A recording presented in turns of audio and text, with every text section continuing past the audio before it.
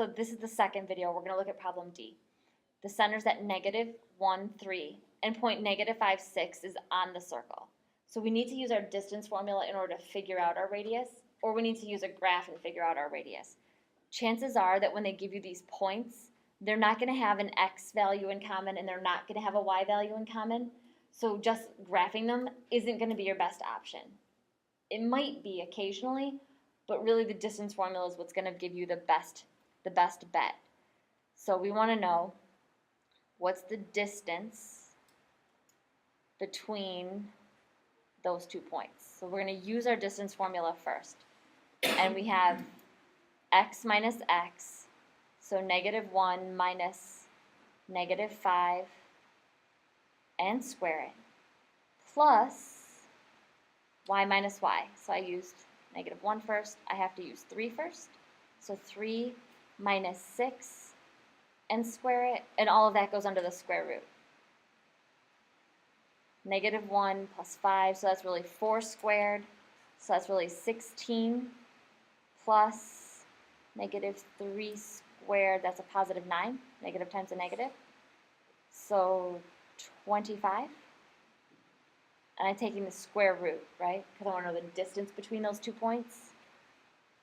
So that my distance, or my radius, right, because they gave me a center, my distance being 5 means that my radius is 5. And now I can use the center and the radius to write the equation. My equation would be y equals x plus 1, sorry, it's a circle, not y equals, habits. X plus 1 squared, x plus 1 squared, plus y minus 3 squared is equal to the radius squared, which was 25.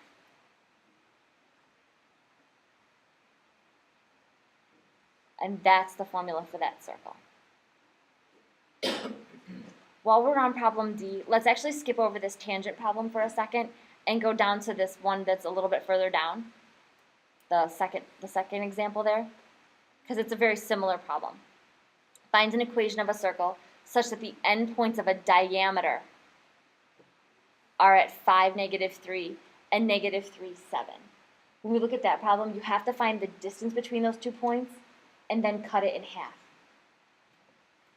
You also have to find, because that will give you the radius, right? The diameter is all the way across, the radius is only halfway.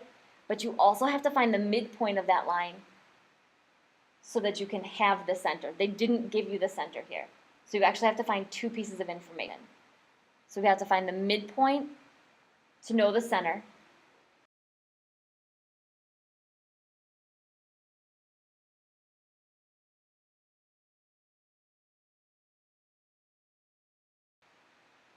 And we also have to split the distance in half. Midpoint to what? To know the center.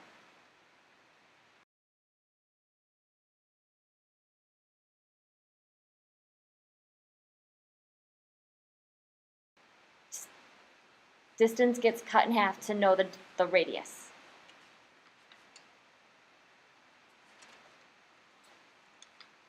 So go ahead and do those 2 things. Remember from yesterday, the midpoint theorem was X1 plus X2 over 2 and Y plus Y2 over 2. good. Sum of the x's over 2, comma, sum of the y's over 2. How come the distance is the radius of this one? On the previous example on part D, that radius, we knew it was a radius because they gave me the center.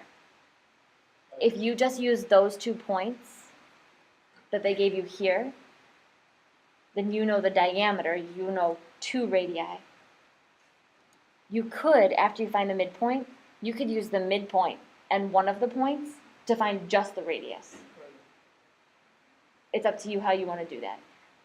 I don't like to use a point that I found if I don't have to, because what if I made a mistake? Then my mistake just got compounded. But either one is okay. So that here, my midpoint was the sum of the x's and the sum of the y's. Cut them both in half. So my midpoint is at 1, 2. And again, you can either, if you use the 2 points you were given, then you have to cut your distance in half. But if you use your midpoint, which in this case it was a pretty easy problem, it wasn't one that was super tricky, it doesn't have any fractional values in it, so that using your midpoint, which is now your center, and one of your points would give you just the radius off the top of your head. I'm going to go ahead and fill this work in. So, you guys can talk for a second if you want. Comments leave it out. It takes too long for all my writing. So distance is equal to, which way do most people want to do it? Do you want me to use that midpoint, or do you want me to use the 2 points that they gave you? You would use the midpoint? Most of you use the midpoint? Okay, I'll use the midpoint then. So we're going to do x minus x, and then square it, plus y minus y. I used 5, so y's are negative 3 minus 2 squared.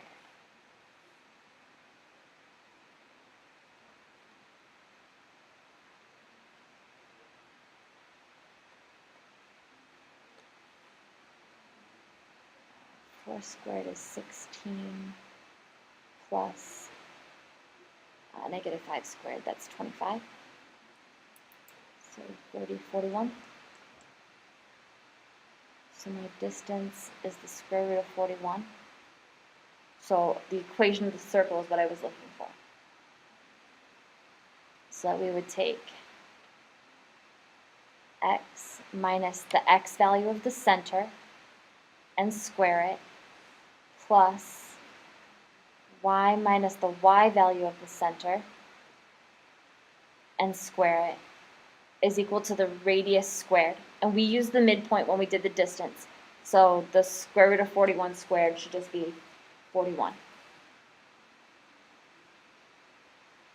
And we've got that one.